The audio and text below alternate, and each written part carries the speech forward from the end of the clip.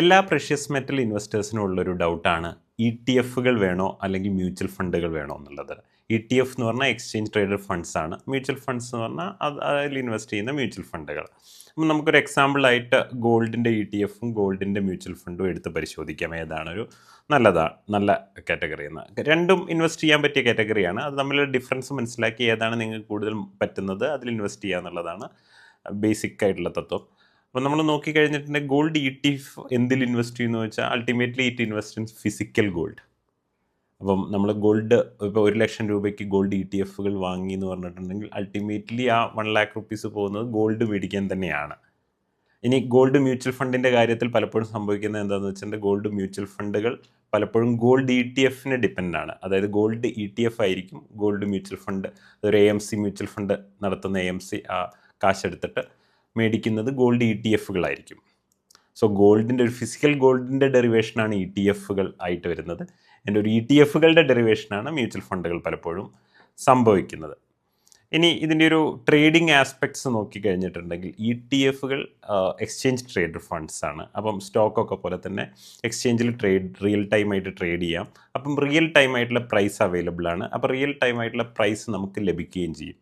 പക്ഷേ മ്യൂച്വൽ ഫണ്ടുകളെ സംബന്ധിച്ച് നോക്കുമ്പോൾ ഡെയിലി NAV ആണ്. അതായത് ഡെയിലി ക്ലോസിംഗ് പ്രൈസാണ് നമുക്ക് അച്ചീവബിൾ ആയിട്ടുള്ള ഒരു പ്രൈസ്. അത് വാങ്ങുന്ന സമയത്തായിക്കോട്ടെ വിൽക്കുന്ന സമയത്തായിക്കോട്ടെ. അപ്പം നമുക്കൊരു ഡേയിലെ ഒരു പീക്ക് പ്രൈസിൽ വിൽക്കാൻ അങ്ങനെ സാധിക്കില്ല. എന്താണോ ക്ലോസിംഗ് പ്രൈസ് അതാണ് നമുക്ക് അൾട്ടിമേറ്റ്ലി കിട്ടുക.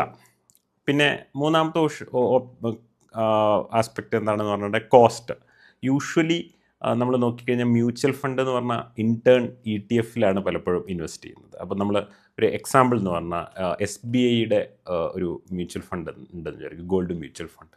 അത് ചിലപ്പം SBI തന്നെ അല്ലെങ്കിൽ ഒരു ഗോൾഡ് ETF-ലായിരിക്കും അവർ ഇൻവെസ്റ്റ് ചെയ്യുന്നത്. അപ്പം നമുക്ക് രണ്ട് രീതിയിലുള്ള ഒരു എക്സ്പെൻസുകൾ ഇതിലുണ്ട്. ഒന്ന് ETF-ൻ്റെ എക്സ്പെൻസ്, ഒന്ന് മ്യൂച്വൽ ഫണ്ടിൻ്റെ AMCയുടെ എക്സ്പെൻസ്. അപ്പോൾ ഒബ്വിയസ്ലി മ്യൂച്വൽ ഫണ്ടിലായിരിക്കും ഈ എക്സ്പെൻസ് റേഷ്യോ കൂടുതൽ.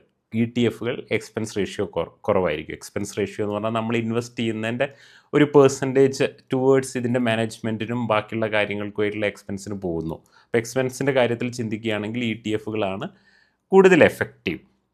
പിന്നെ നമ്മളൊരു ടേം നോക്കിക്കഴിഞ്ഞിട്ടുണ്ടെങ്കിൽ ഒരു ഷോർട്ട് ടേം രീതിയിൽ ചിന്തിക്കുകയാണെങ്കിൽ ETF-കളായിരിക്കും മച്ച് ബെറ്റർ. കാരണം ETF-കൾ റിയൽ ടൈം ട്രേഡ് ചെയ്യാൻ പറ്റും. അപ്പം നമുക്ക് മാക്സിമം ബെനിഫിറ്റ് കിട്ടുന്ന രീതിയിൽ അത് ട്രേഡ് ചെയ്തെടുക്കാൻ പറ്റും. മ്യൂച്വൽ ഫണ്ടുകൾ ലോങ് ടേം ആവുന്ന സമയത്ത് ഈ ഡിഫറൻസസ് കുറച്ചുകൂടി കുറയും. കാരണം ലോങ് ടേമിൽ ETF-ൻ്റെയും മ്യൂച്വൽ ഫണ്ടിൻ്റെയും റിട്ടേൺസ് തമ്മിൽ അത്രത്തോളം വലിയ ഡിഫറൻസ് വന്നോളണം എന്നില്ല. എക്സ്പെൻസ് റേഷ്യോയിലുള്ള ഡിഫറൻസ് സ്റ്റിൽ അവിടെ ഹോൾഡ് ചെയ്യും. ഇനി മൂന്നാമത്തെ കാര്യം, ഇത് എത്രത്തോളം ഈസിയാണ്, അങ്ങനെ ഇൻവെസ്റ്റ് ചെയ്യാൻ ഈസിയാണ്. ETF-കൾ എക്സ്ചേഞ്ച് ട്രേഡഡ് ഫണ്ടുകളായതുകൊണ്ട് തന്നെ നിങ്ങൾക്കൊരു DMAT അക്കൗണ്ട് എന്തായാലും വേണം ETF-കളിൽ ഇൻവെസ്റ്റ് ചെയ്യാൻ.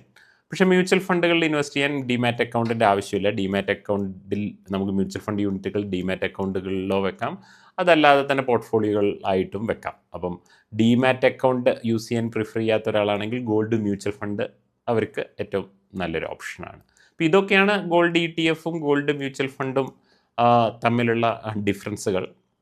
ഒരു കോമൺ ആയിട്ടുള്ള ആസ്പെക്റ്റ് എന്നാൽ അൾട്ടിമേറ്റ്ലി ഇതിലേക്ക് ഇൻവെസ്റ്റ് ചെയ്യുന്ന ക്യാഷ് കൂടുതലും പോകുന്നത്, മാക്സിമം യൂട്ടിലൈസ് ചെയ്യുന്നത് ഫിസിക്കൽ ഗോൾഡ് പർച്ചേസിന് തന്നെയാണ്, ഡയറക്റ്റ് ഓർ ഇൻഡയറക്റ്റ്. അപ്പം ഇതാണ് രണ്ടും തമ്മിലുള്ള ഡിഫറൻസ്. അപ്പം നമ്മൾ അൾട്ടിമേറ്റ്ലി നോക്കുന്ന സമയത്ത് ETF ഒരു കുറച്ചുകൂടി ഒരു ബെറ്റർ വെഹിക്കിൾ എന്നുള്ള രീതിയിൽ വേണേൽ പറയാം. പക്ഷേ ഒരു ലോങ്ങർ ടേമിൽ നോക്കുമ്പോൾ ഗോൾഡ് മ്യൂച്വൽ ഫണ്ടും മോശമല്ലാത്തൊരു ഓപ്ഷനാണ്. Thank you.